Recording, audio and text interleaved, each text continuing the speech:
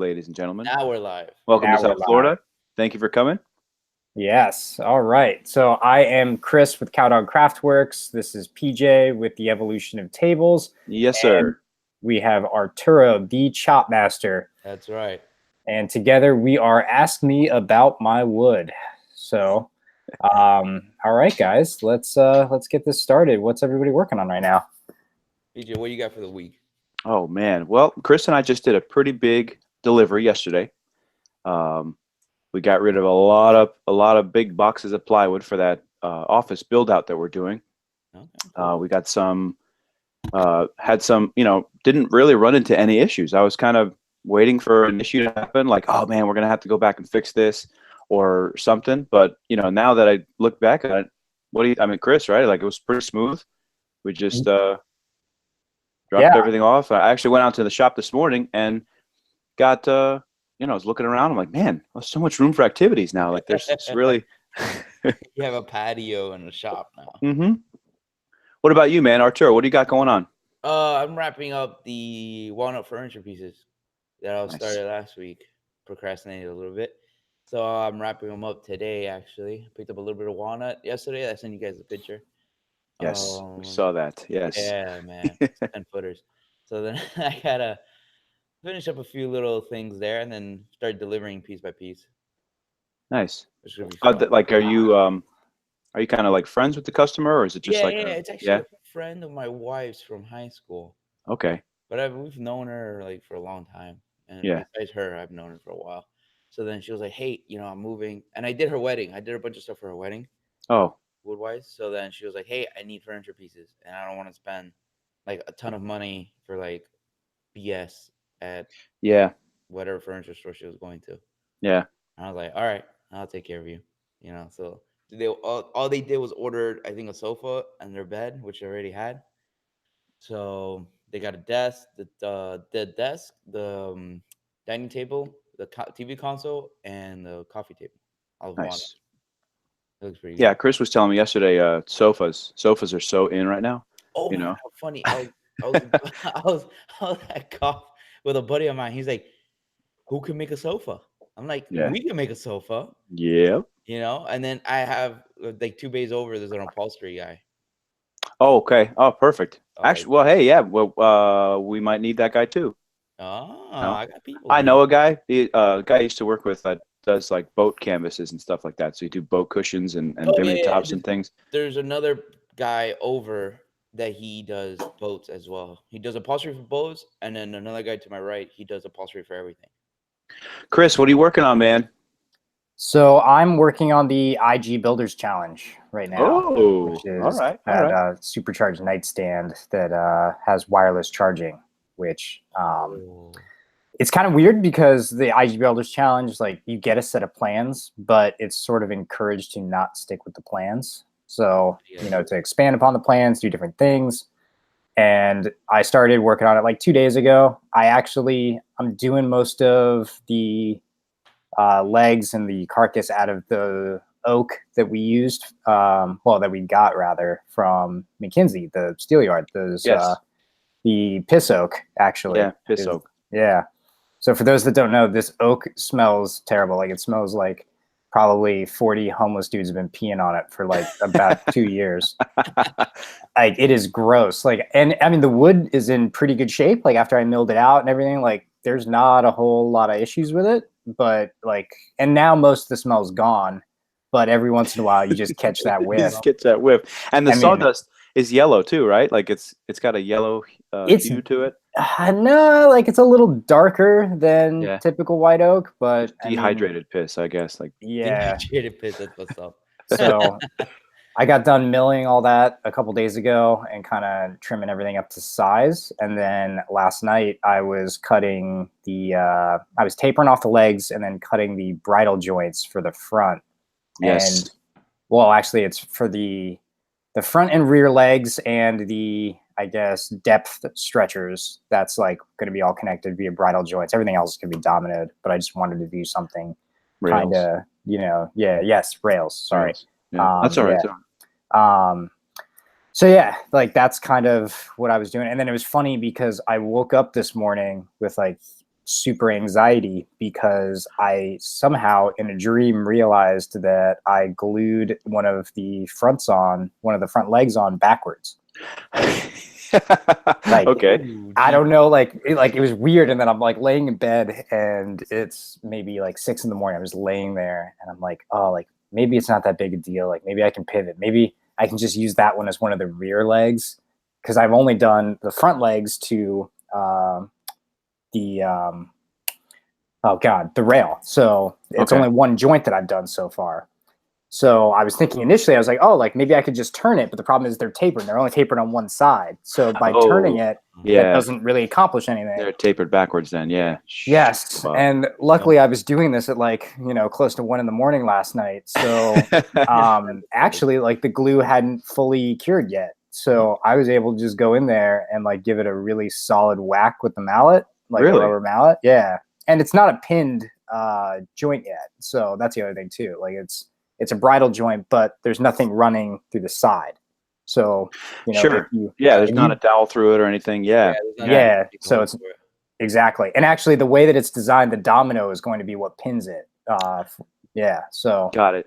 Is it going to go all the way through? No, not all the way through, but it's going to go at least into, the third layer of the sandwich, basically, like all the way. Okay. Yeah. So, and I mean, it doesn't even necessarily have to. Realistically, no, the bridle joint's strong by itself, dude. With glue. Oh, yeah. I mean, I was not that strong, I guess. If you knocked it apart this morning. Well, and I mean, you could see too. Like, it was interesting. I don't know what was up with it, but there was glue in there that was not cured in the middle. Yeah, it was still like kind of whitish and flexible and wet. Well, there you have it, folks. Humidity of South Florida. Delaying drying times for everyone around. Yeah. Right? Makes your life a little so I just fixed that like literally, I don't know, 15 minutes ago or so. Nice. Here we are. This is one of the trays I originally made a long time ago. Ooh. But it has a built-in wireless charger. I like that. Nice. Yeah. I will IFW that heavy. Yeah. Yeah, and I actually have That's cool, man. That's actually really cool. I'm in kind of a weird spot, and PJ and I were talking about it. Apparently, I'm not going to be able to use my idea in its entirety as far as, so I'm going to be wrapping the sides, the top in steel. Like I'm going to literally be bending plate steel over the top. And from a quick Google search, it appears that you can't run wireless charging through steel like that. Wireless charging, the strongest chargers, they only go max through like 1/8 of wood. Yeah. Yes. They go through metal. They don't go only through metal. I think is the only one that doesn't go through. Everything else it's 1/8. Yeah. Like that's it.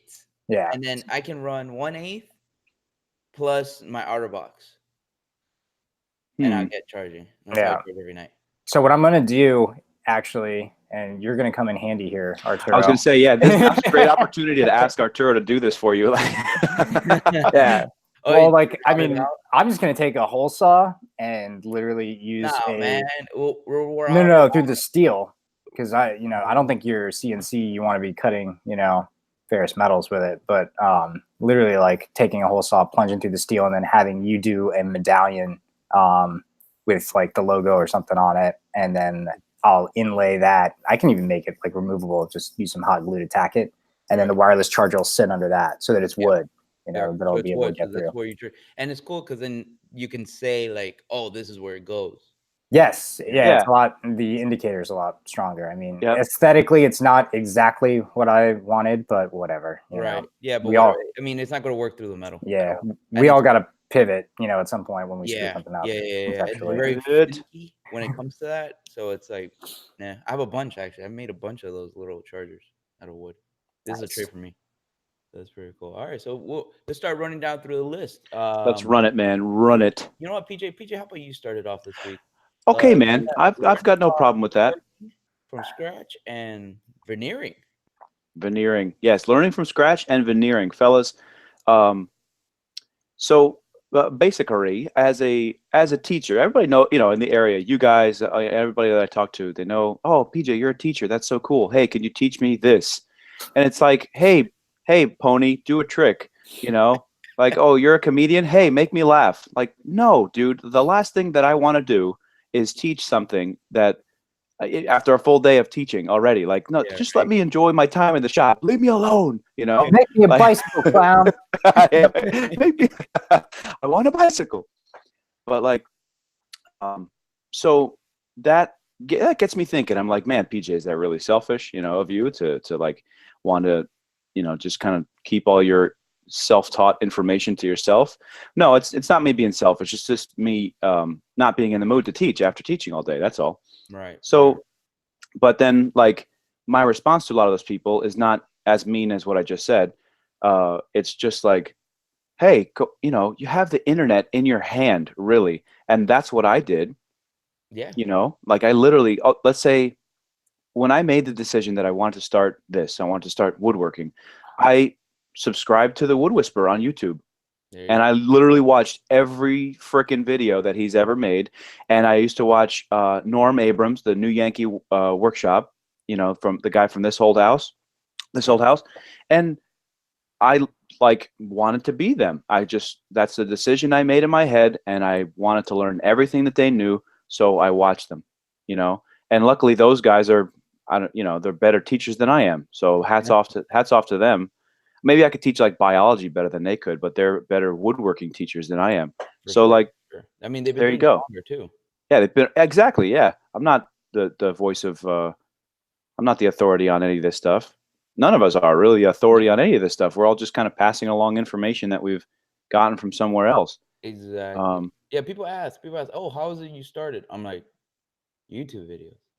Just went on YouTube videos, break things, fix it. Yes. Yeah, trial and error, man. Yeah. I always tell people that I believed in myself. I was like, that's good, man. I like to hear that kind of stuff. That's fine. Yeah. That's lying. That's not cool. Everybody, no, quite seriously though. Like people would be like, what got you into doing this? Like, how did you learn? And I was like, YouTube, and I believe in myself. Yeah, like, just to keep that's going. It. For real. I almost like leave the YouTube part out of it, because that's not even the most important part. It really is that, as cliche as that sounds. Like, if you really love to do this, if you are legitimately interested in doing this, you'll find a way to do it, man. For sure. Just like I mean, well, we were just telling us about the leg. Yeah. But the leg of that piece, you just gotta keep going. You gotta figure it out. Break it apart, figure it out, see where you can, how to fix it, how to correct the mistake. And that's the part of the learning process. Yeah, that's true. Yeah, you find a guy in a room that's made the most mistakes, and then go talk to him. Yeah, because he's learned the most lessons about how not to do stuff. Definitely. Versus how to do it. Fix it. Where do you go from there? Because that's a little discouraging. Yeah, that's true. Yeah, especially when there's a lot of money involved. If you're, you're tired and you're busting butt, and you're like, and then something happens, you're like, oh, I just cut this piece of walnut backwards, or I just resawed this walnut slab incorrectly, Yeah, or you're filming a YouTube video and you're like, fuck, like I just, recorded me being an asshole for, 10 minutes putting the wrong leg on backwards. Yeah. And you can tell what your audience is going to say while you're watching this. Right. Waiting for the comments. You're like, oh, this is going to hurt. Yeah. I'm actually going to go back and have to refilm a very quick beauty shot of the bridle joint after it's assembled, and then cut out the other one. Okay. So yeah, that's the game right there. So that is a cool idea, man. Using the domino, to not to beat a dead horse, but that's a cool idea to use the domino as the dowel. To go through the 3 layers of the bridle joint almost all the way through. That'll make it super strong. Yeah, it's like pinning a mortise and tenon, really. Yes. I mean, that's the idea, Yeah. Yes, queen. Yes. That's pretty cool, man. So learning, I think my second, just to keep things moving along, learning from scratch was my first topic, and then I want to talk about veneering. It's again, definitely not the authority on this topic by any means. Right, but which goes hand in hand with the other topic that you're not learning from scratch, but not very, proficient in veneering yet, huh? Well, yeah, and that's one thing we had to learn from scratch. I mean, we picked up a couple tips along the way, because I did a job for a guy a long time ago making these panels. He was an artist and he would travel to different art shows around the world, and he wanted some way to be able to set up and break down really lightweight walls to hang his art from at these art shows. Right. And so they're basically made of foam, but he didn't want it to look like foam, so we wrapped them in carpet, like this blue, like high traffic carpet, real thin carpet. Okay. And he's like, oh, so this guy told me the way to do this is with contact cement. So you spray it on both sides and then blah, blah, blah, lay the carpet around. I'm like, okay, cool. So initially I did the first one with a brush, and each panel was like a 4x8 panel. Like you can imagine painting on contact cement with a brush on a 4x8 panel takes a while. And then times 2, because you got to do both sides. And I'm like, Jesus Christ, this is going to take forever. Like, what's the matter with this? And then I had like a mental block. I'm like, nah, there's no way that a little spray gun, like a little HVLP gun is going to be able to spray this glue through it. It's like way too viscous. It's not going to work. And he came by one day to see me working. I was like, started working on the second one. I have this little stupid brush in my hand. And he's like, oh, you're not going to use a sprayer? And at which point I was already pissed off at doing the job because I severely underbid myself, not realizing how freaking long it was going to take. And I'm like, he's like, I said, no, I'm not going to use the spray gun because I don't think it's going to work, blah, blah. He's like, well, that's what the other guy did. And I'm thinking to myself, like, God damn it. Okay. Like, let me just try it.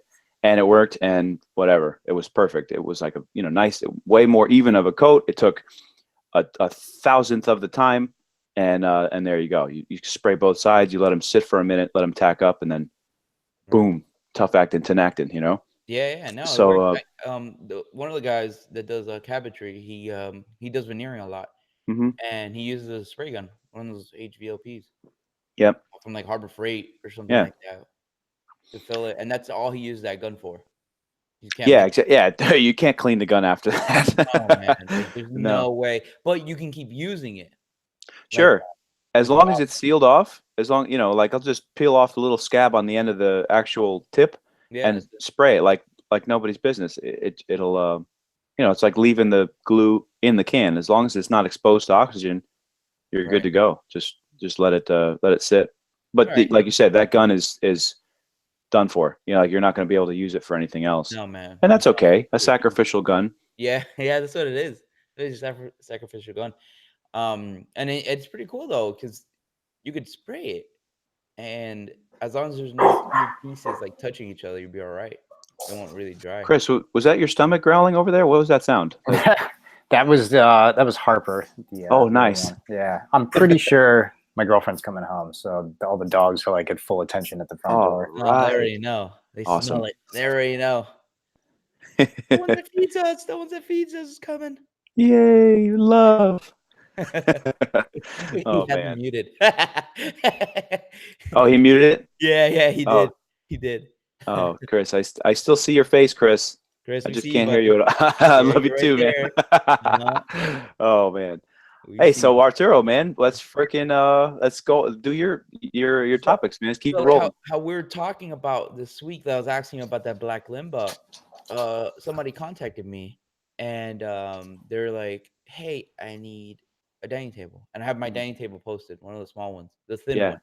It's thin, so it's not very practical sometimes.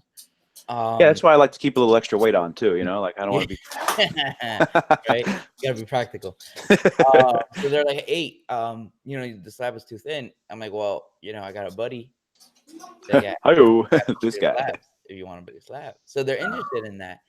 And then she's like, "Yeah, because I'm moving into my house." I'm like, "Well, what else are you interested in? Like, what else are you looking at?" "Oh, I need a table to put my, dishes and stuff like that.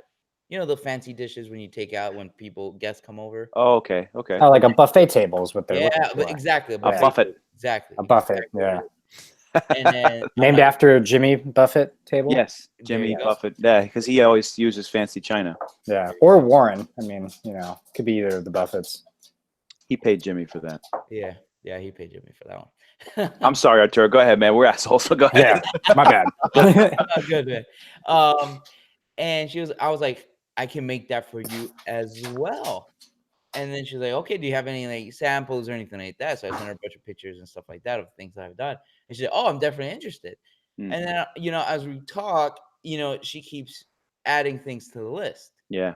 And I think that's a little bit important, instead of setting, it's convenient for the client to stick with one, person, I guess. Absolutely, man. Yeah, if you can do more than one thing for them. Right. People love a one-stop shop, man. That's why they like Walmart. Come on. Right. But you gotta learn how to offer it. You gotta learn how to be confident and be like, Sure. hey, I could do this too. I can help you with that as well.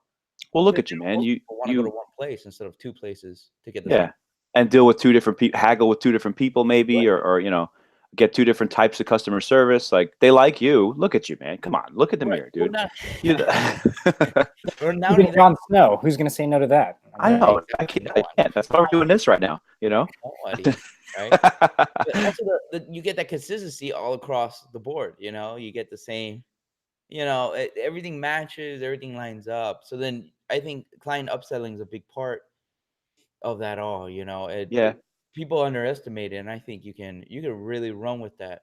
Sure. I don't even call it upselling. I call it just, customer service, man. Like, right. You're not trying to like squeeze every dime out of these people. No. But You're actually trying just to, I guess, facilitate.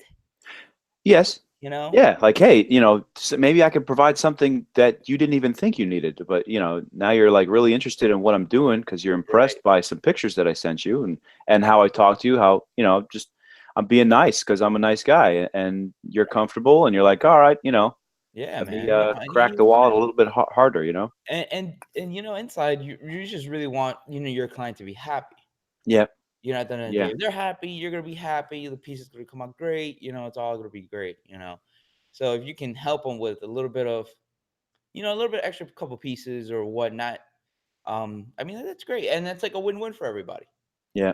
They're gonna be happy. Hey, I don't have to go to IKEA or something and just stand in line and be miserable like everybody else. Well, there you go. Yeah, they would have a badass table from you, like a slab table, nice, beautiful black limbo table, and then a buffet from IKEA. Like, it doesn't match at all, and they put it together themselves, and it looks terrible. What I've learned too, like with the friends of ours with the walnut set, is the size was very important to them. Well, yes, I've heard that too in my day. How you? Thank you, because I've been really dying to unleash one of those. But it really comes down to customization. What fits in that certain corner of the room, or how would it look, or if it's too big, it's not gonna work. It might clutter. If it's too small, it doesn't work either. So I guess that you get the customization, what it comes down to, really. The convenience. Customization. It's not so much upselling, but it's more of like, one-stop shop, like you said.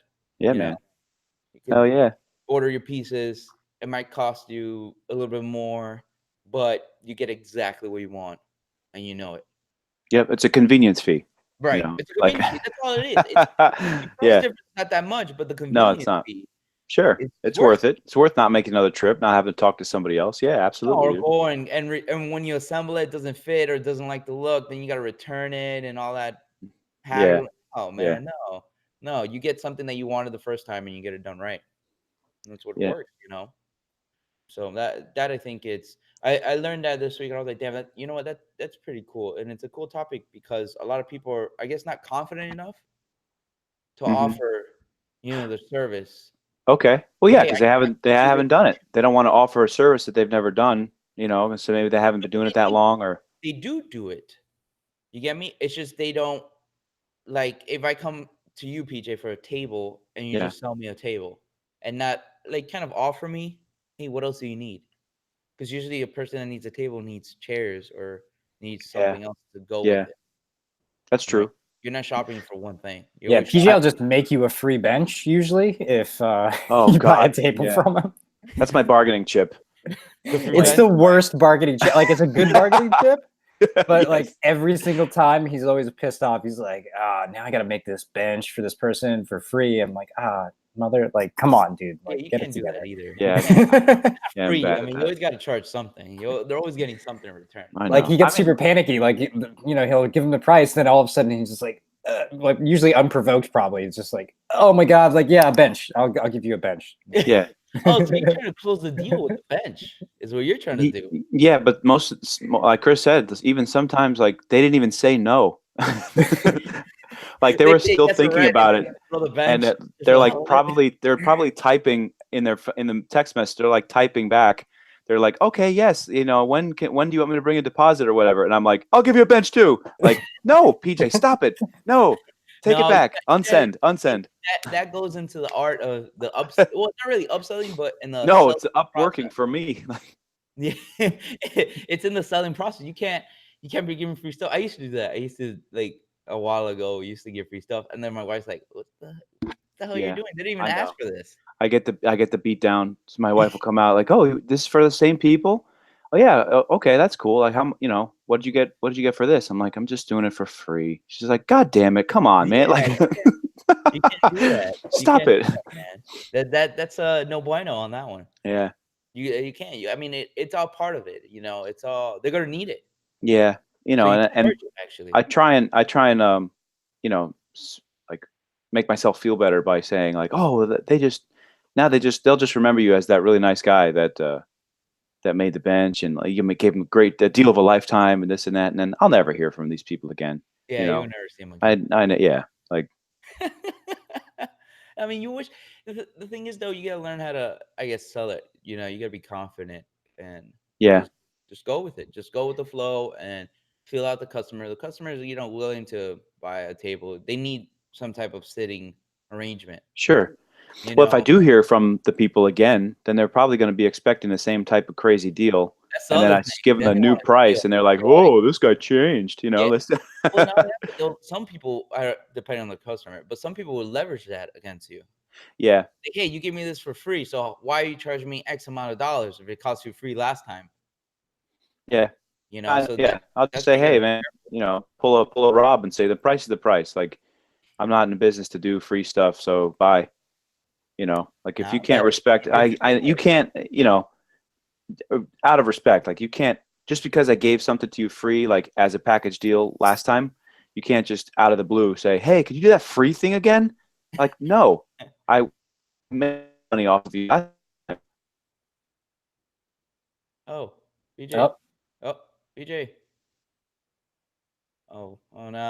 Somebody forgot to pay the internet bill is really what that sounds like. He didn't start the laundry machine. Yeah. That's what happens. Or it's also because he's doing too many free benches and he can't pay his Xfinity bill. Yeah, I think that's what it is. The free benches is killing him. It's really that's where it's at.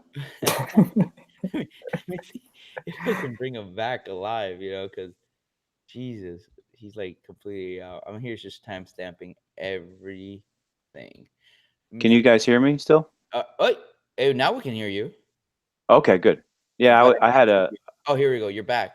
Okay, cool. No, I didn't go anywhere. I've been here. I think your computer's a little too far from your Wi-Fi router, bro. He's like, well, the Wi-Fi router is right here next to my butt. Yeah. Actually, the antenna is in his butt. It is. Yeah, I use that as a multiplier. A signal enhancer. It's like, if you were a kid and you were like playing some video game, like some first-person shooter, like that's the enhancer. That's like enhancer. He picked up in like Halo or something. Yeah, yeah. Anal enhancer. I also selected lumber selection.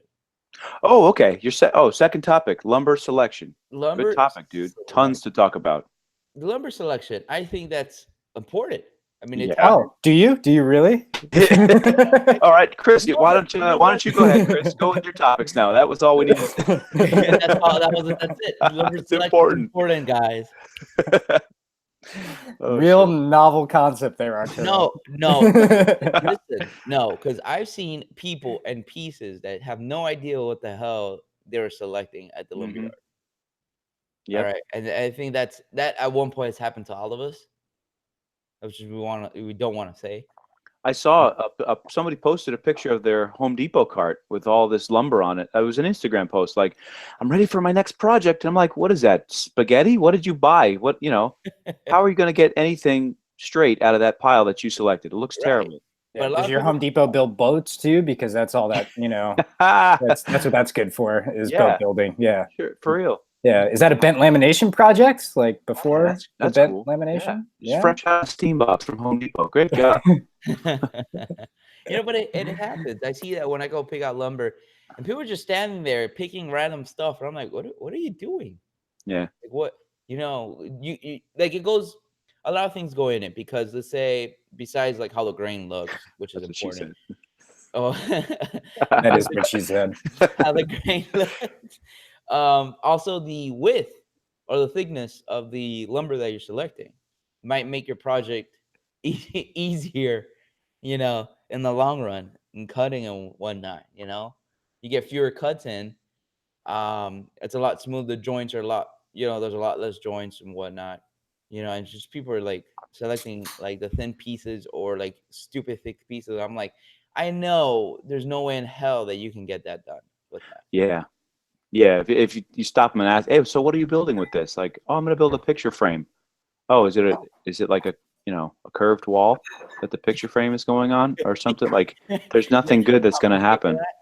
Even if you select the straightest stuff, I'm sure, Arturo, you select some straight lumber and then you try and make like a frame and put it down on a flat surface and it rocks. Like, so if you're starting with crap, it's going to be worse crap after. Yeah, no, I was down south at a lumber yard and they're selecting these huge 8 1/4 walnut pieces, like 6-inch walnut pieces. And I'm like, what are you making with this? They're like a dining table. They want a rustic dining table. I'm like, with 6-inch, bro, you're gonna line up right at the end of the day. There's no way. And it was like, they weren't experienced at all. And the people like 6-inch wide boards, or like, and how thick? Wide boards. But the thing is, by the time you get down, I mean, they had like 11-inch wide boards. Just okay. It could have gone 11-inch, lesser joints, less of a headache. Sure. Yeah, like half the amount of joints and exactly. You got like 8 joints you got to get together, and you got to make sure you're straight. And they wanted it like by 10 feet or something ridiculous. So something ridiculous. And I'm like, dude, you're not gonna make it. Yeah, I think what Arturo's also getting at is that, I mean, so that's rough sawn lumber, right? Right. Yeah. Well, no, that one was already like S4S.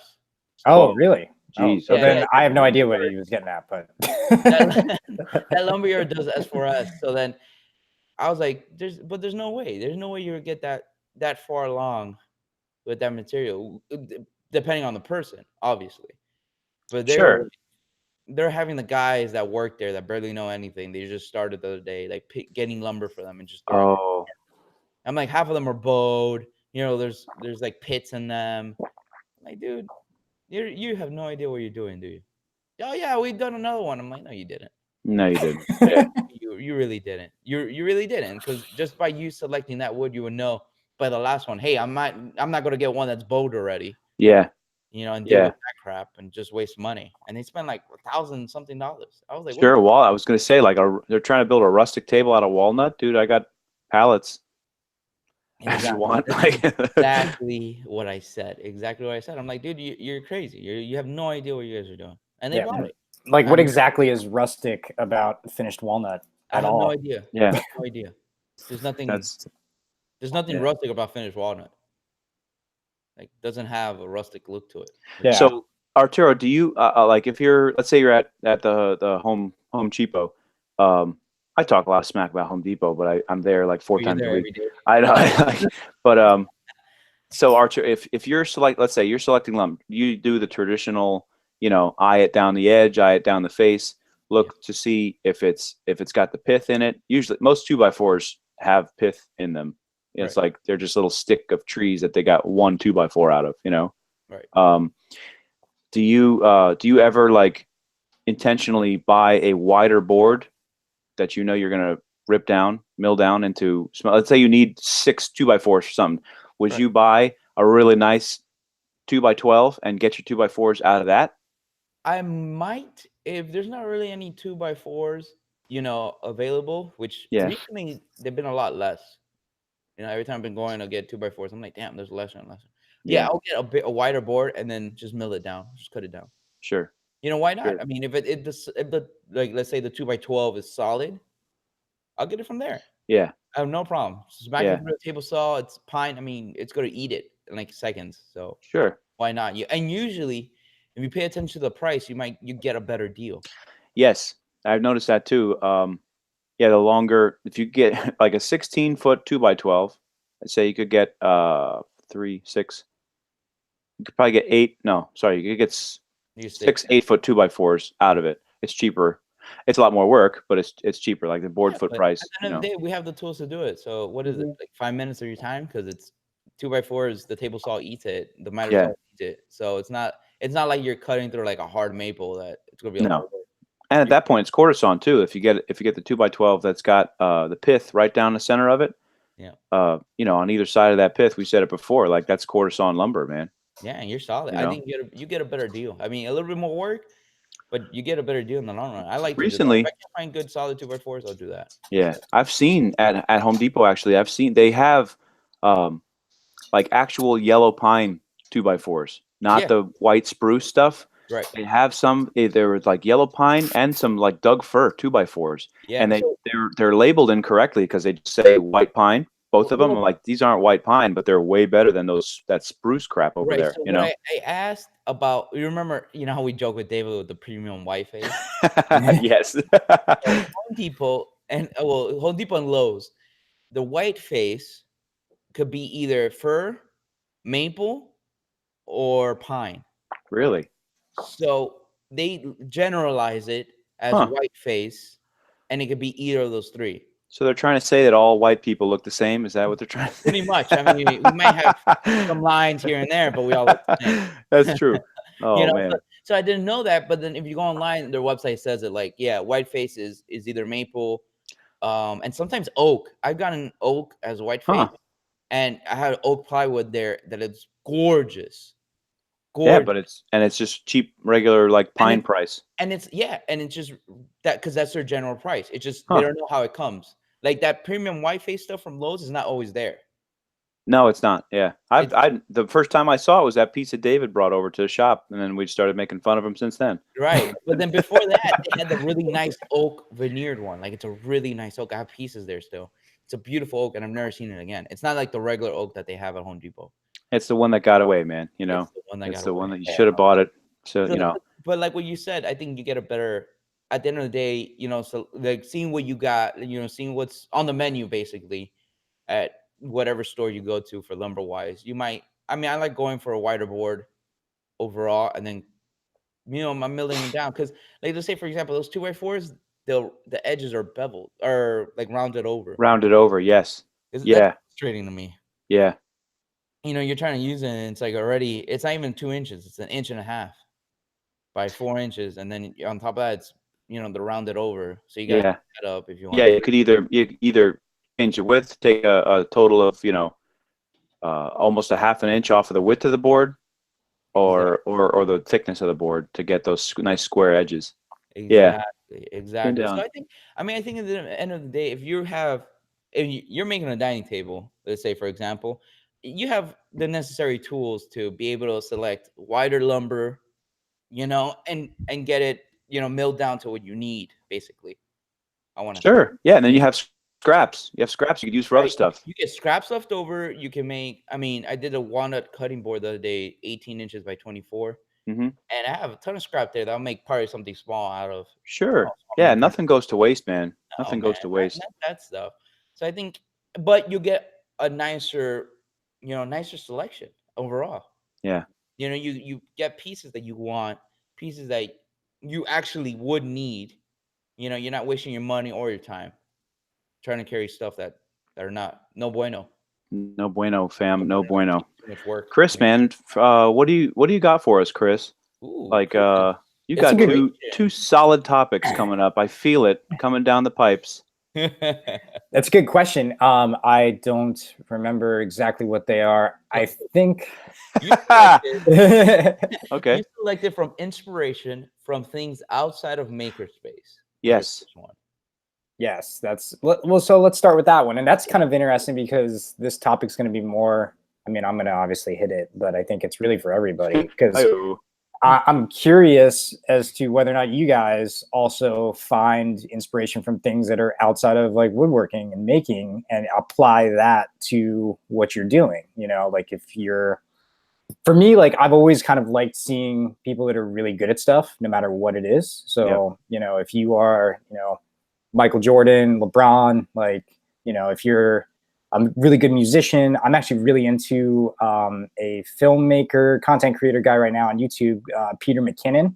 So if you're, you know, looking to up your video or your photo game, you know, his content is awesome. And also just the way that he does his videos too, like it's very visually appealing. And then that's been kind of getting me all amped up on like how to make things more visually appealing and faster paced. So, I mean, there's all sorts of inspiration. And it's funny because this harkens back to when I was like surfing a lot as a kid and all that. I remember I used to watch like and one basketball videos to get amped up to go surf. And then I would watch surf videos to get amped up to play basketball. That's cool. People always thought that was the weirdest thing. And I was like, yeah, for whatever reason. I mean, granted, I was smoking a lot of the devil's lettuce at that time. But what is that stuff? That's the devil's lettuce, the cabbage. Oh, okay. I see. So, you know, like I was always a little bit out of my gourd, but at the same time, you know, like I was always finding, you know, I guess what was motivating me was not from the thing that I was doing, but it was from something else. And I'm curious if you guys ever had that going on. Yeah. I like that. I can't say that I've ever, you know, sometimes when I'm scrolling through my feed and I see you doing something and I haven't done anything today, I get fired up and I go out to the shop and do something. Like a lot of my motivation comes from the actual thing. Yeah, like, you know, like pretty much the opposite of what you just said.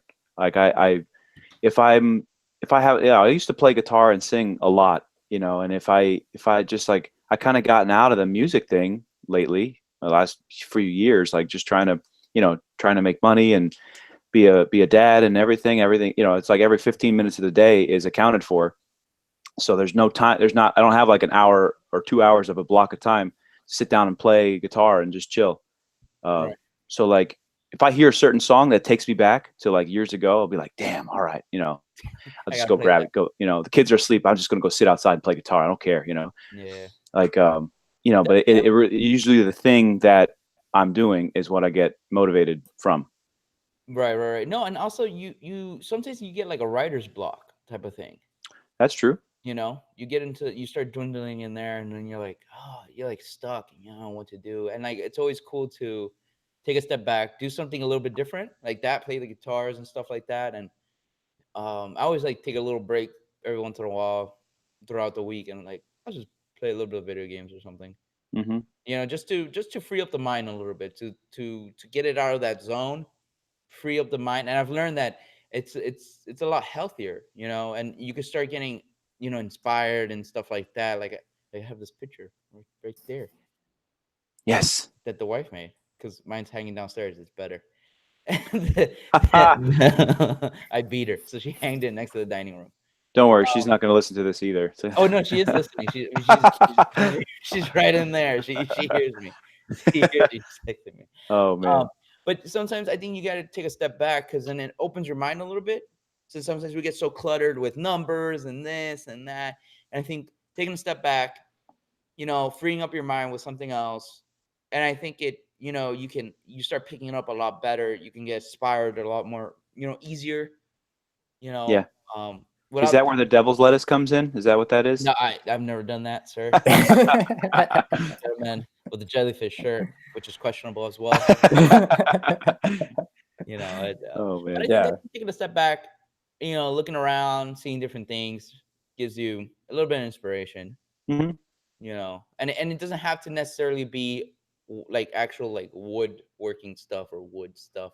Yeah, you know, something that a texture of something. You know, I'm really into right now trying to, like, you see the waves there, trying to get the CNC to cut something like that as a texture. Okay. Yes, textured faces and surfaces. Yeah, it's funny because I mean, actually, it's sitting at PJ's shop, and it is really serving no purpose over there right now. But I have one of those Cutsall discs, the power carving discs. Oh yeah, that's right. Yeah, I forgot about that. And I've been wanting to do something with a little bit of a texture face, like where they're just sort of like chipping, kind of, like what I'd usually see a guy with a gouge and kind of, working their way from like type of thing. Yes, yeah, exactly, something like that. But maybe on a bigger scale. I also had an idea of using the table saw to cut, essentially like 1/16 of an inch, 1/8 of an inch dados, like in say a drawer front, and then coming over the top of that with the power carving to give you like two kinds of texture. So you actually have the like straight line dados, but then just weird waves kind of around it too. So you have like depth of field, I guess. I mean, it's a wacky idea, but I mean, it would totally work. So I'm really excited that I could definitely FW that. Yeah. I don't even know if I'll ever actually find something to do it on, but whatevs. Well, practice on a piece of walnut, like one of your offcuts or something. Do a cool, and because then you might have an idea in your head about how a process is going to process, and then you actually do it, and it's like, oh crap, there's just one minor detail that is not minor at all. Like I can't do this. Like the steel over the top of your nightstand. Like, oh crap, okay, now that's not going to work. It changes it right away. But I forgot what I was talking about. I'm just looking at Arturo on his screen. I don't know what he's doing. Different textures over here, Oh, I see. Okay, cool. It's like one of those apple pie textures. Yeah, it's like a lattice, I guess. Yeah, woven. Yeah, woven. I mean, you got different things, and I've been trying to do that.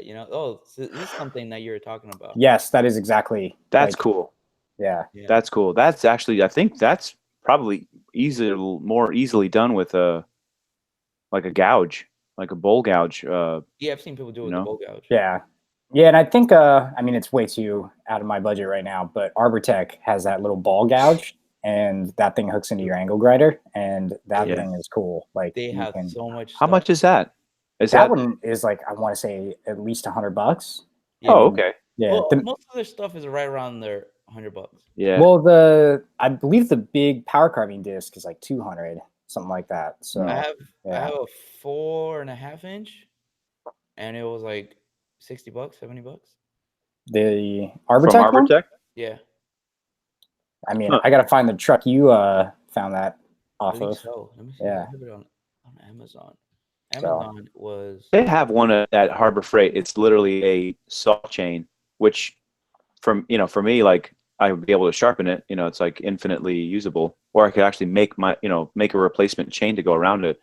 It's like a 5-inch diameter disc that's almost like a round chainsaw bar, so it has a groove in it, and the actual drive links from a chainsaw will go into it. So it's like a circular chainsaw blade. That's your carver. It's not the safest thing. No.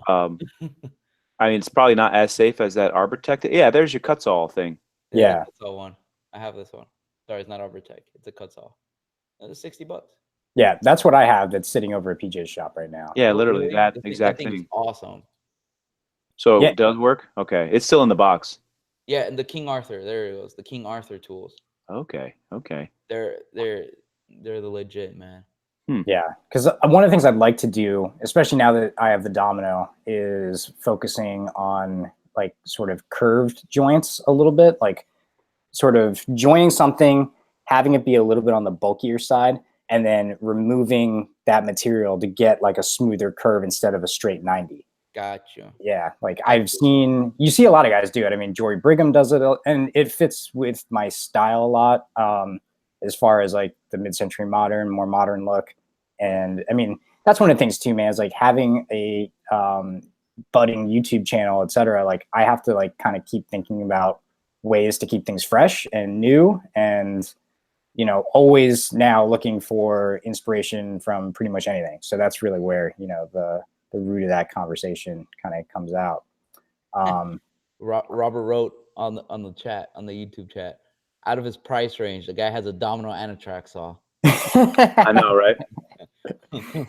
I mean, it's super funny about that though, because I am one of those people, and I think PJ and I were talking about it yesterday in the truck, is I don't want to say cheap, but I'm definitely one of those people where I'll spend money on the really nice things, but then when it comes to like the cheap stuff, the cheap stuff, I will like nickel and dime. I'll be like, oh man, like I'm going to great with the 20% off, man. Yeah, I actually go on Amazon all the time, and I'll look at stuff that's like lightly used. Like if something's new, and to me, I'm like, oh man, like if this was $5 cheaper, $10 cheaper, like I'd be super into it. I'll like scroll down and see like what, the used condition or like lightly used or something that's been like reboxed and returned, something like that. I mean, I eat that stuff up like all the time. Yeah.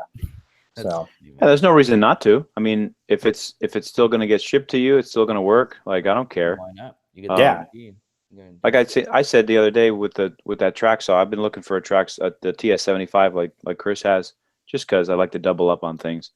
And we were looking at all the Recon ones, and I was just getting frustrated because you can't really find a decent used saw. They're all new, so I'm like, you know what, screw it, I'm just gonna buy a new one, then I don't have to worry about anything. It's like not missing one of the little Allen keys or something like that. Everything's new in the box, and I'm the first one that like gets to pull the trigger on it and stuff like that. But I'm way more impulsive than Chris. Yeah, we can tell. Like like one day I just told my wife, hey, I'm going up to Pompano, I bought a crane. And she's like, what? Like, so I'll be home in an hour. Hopefully I make it, but it worked out well. It worked out really well. That's cool. So nice trade off. And Chris, you also picked scrap wood projects. Ooh. Yeah. And, I don't really like that topic. So I'm going to scrap the entire topic. But what I am going to replace it with are Instagram pet peeves. Ooh, I like that. Yeah. That here, Instagram. Ooh. So I got into a conversation with this guy Matt from Pankova Collective, and you should definitely follow him. He does some cool hand tool stuff. He's also a veteran, really nice dude. But anyway, like we were talking kind of some crap about all those folks out there that do the Happy Tuesday, everybody, or hope you're having a good Saturday. Like those story people, like that are just literally all FaceTime in the phone. Yeah, they're like, asking you to, hope you're having a good Wednesday. Because I'll be honest, like I don't fucking care if you're having a good Wednesday. I don't give a shit. Yeah, like I want to see somebody build something, and like that has been like one of those things that like has been driving me nuts. And I understand there is a demand to have content of some kind, and so what it starts to feel like to me is that it's filler, and because it's filler, then it feels less genuine. And then that starts to piss me off. So yeah, it does. For real. Like doing that, it makes me feel a little intrusive to myself, I guess. Like people watching, like, what the hell am I doing today? I'm in the bathroom today. What's up, people? Woo! Woo! Yes. See, I would follow you if you did that all the time. I know you would. I mean, you're the only one. My wife would think I'm a dumbass, but yeah. So what this guy Matt though started doing, and he's the one who came up with the idea, which I thought was hilarious, because I was like, because he did it actually. He sort of caught himself. He's like, hey, like, hope everyone's having a good Thursday. And I sent him a message, and this is how this whole conversation started. I was like, don't be that guy. Like, please do not become that guy.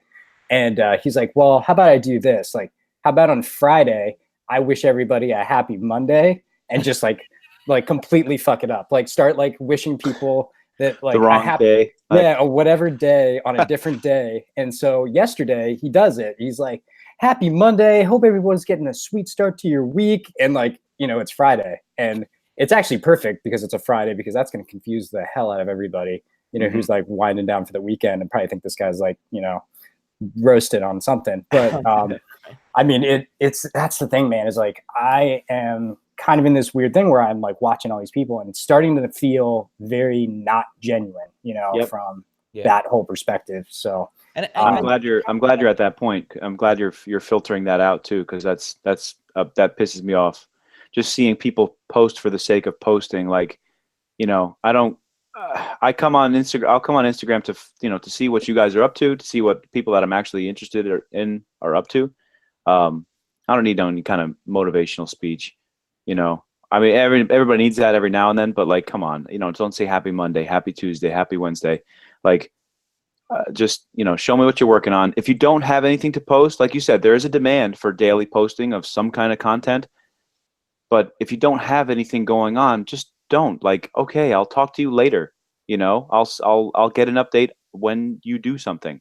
Right. But these people that are like sponsored and they're like contractually obligated to post every day, I get it. I was talking to we were talking yesterday, Chris, when we were trying to set this up and make sure it's working. Excuse me.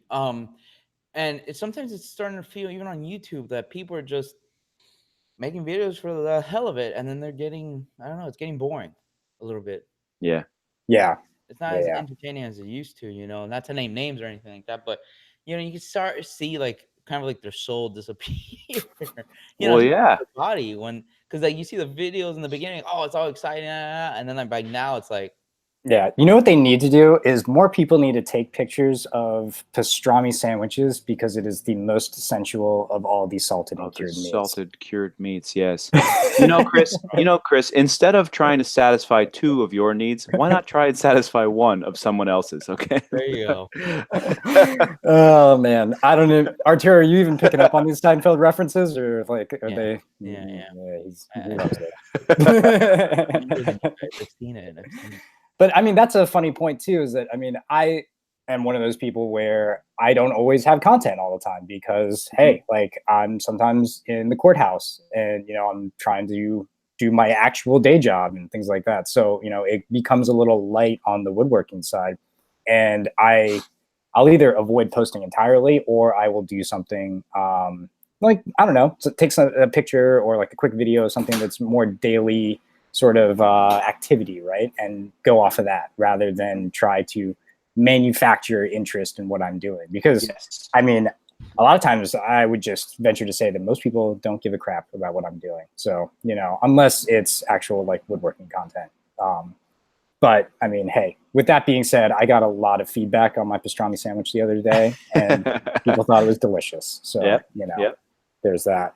And I'll also say this too, all those happy Monday, happy Tuesday people, I still follow them. So, you know, yeah, I know. Like you could piss me off all the time, but I'll still follow you. Stray away from what actually, you know, matters a little bit. Yeah.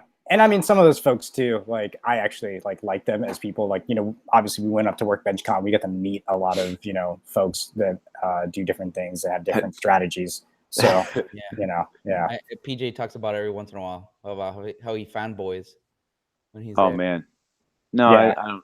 I wasn't really impressed with Workbench Con at all. My favorite. I'm joking.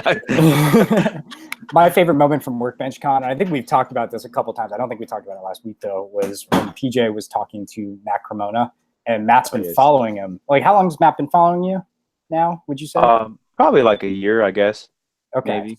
Yeah. So, you know, PJ meets him and Matt like comes up, gives him a huge hug. You know, they're having this whole moment. It's adorable. I love every second of it. And then PJ starts telling Matt about what he's been working on, and like, you know, these stories of like stuff that happened like last week. He's like, oh yeah, you know, when I was doing this, Matt is like, dude, yeah, no, like I follow you. I've been watching your stories. You don't have to like tell me all this stuff. Like I already know. Like I've seen it. Like I lived it with you at the same time. So yeah, that was one of my favorite moments. But I mean, actually, that's a really good example of having useful, active content, right? Yes. And, you know, useful. I think you hit the nail on the head with that one. Useful. Yeah. He didn't say like he wasn't saying, oh, I remember. You know. I remember when you said, you know, happy Monday, and you've got this due and your boss is saying this or whatever. Like he said, no, I remember when you for example, I remember when you cut that mahogany log, basically, like something relevant. Like I'm sure the reason why he followed me in the first place is because we do similar stuff. You know, sawmilling, making your own lumber, freaking dealing with live edge slabs, and that's interesting to him. And I did some, so he followed it. You know, I don't need to ask him how his day is going, even though I should just reach out to him and say, hey man, I hope your Saturday morning isn't as rainy and gloomy as mine. Yeah, I just text him a lot of like dick jokes. And, like that's what she says, and he appreciates it. And I mean, and that's maybe where I'll wrap this topic up. Is the fuck do I know? Like I just sit around and tell dick jokes and draw dicks on things all the time, and that's fair. That's what she says, and I'm not. Yeah, like I'm really just not offering a whole lot outside of woodworking, other than just my craziness. So, but people enjoy it, man. Yeah, I mean, you got to be a wild card, right? Yeah, why that's not? your niche. That's your niche. That always reminds me of It's Always Sunny in Philadelphia. It's like, I'm the wild card. It's like, no, I'm the wild card. You can't have two wild cards in the Can't crew. have two wild cards. Shit.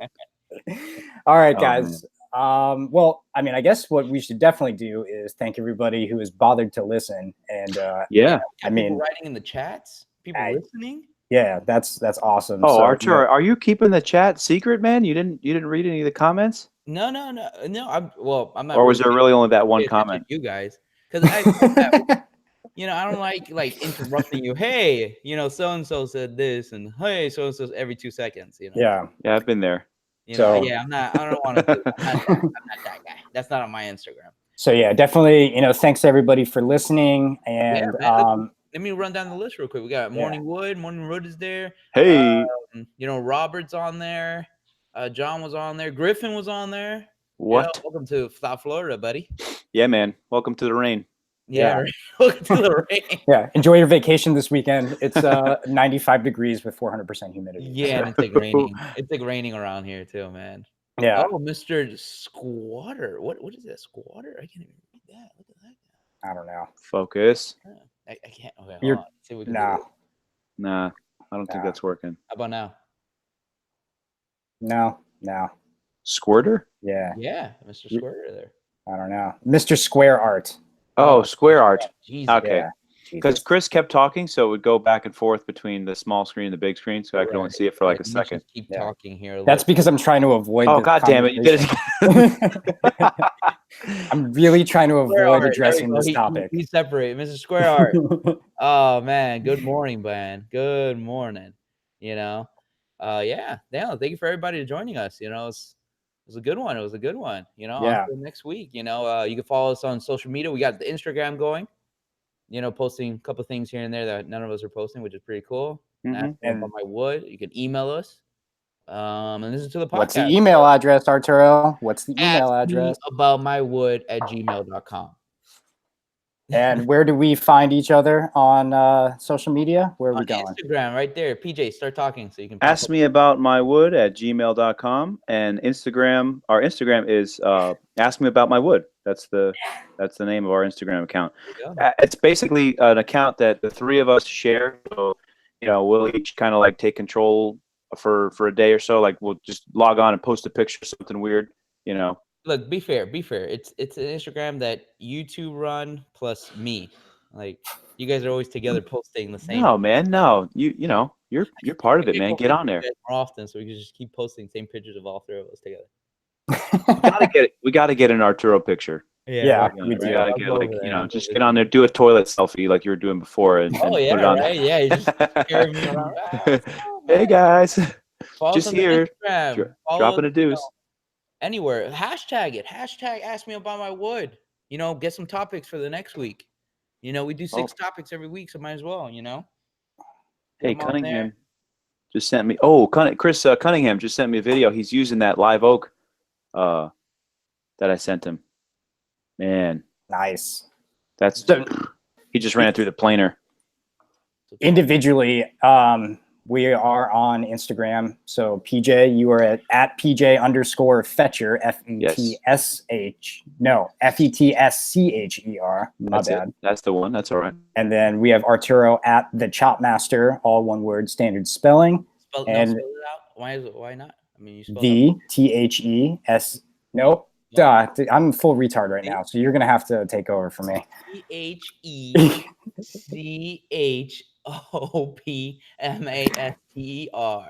BATER. Yes, sir. I'm gonna make a small, like a sticker that says BATER and like stick it to your hat so it says Chop Masturbator. Chris, what's your Instagram? Yeah, so I'm going to, as much as I believe in myself, as we spoke earlier, I believe in the spelling ability of our audience. So it's just at Cowdog Craftworks, all one word. And I am constantly diddling around on there. So, that is my social media platform of choice. And yeah, until next week, boys. Next week, guys. All right, everybody. Everyone Thanks a bunch. Fellas, I'm pressing this red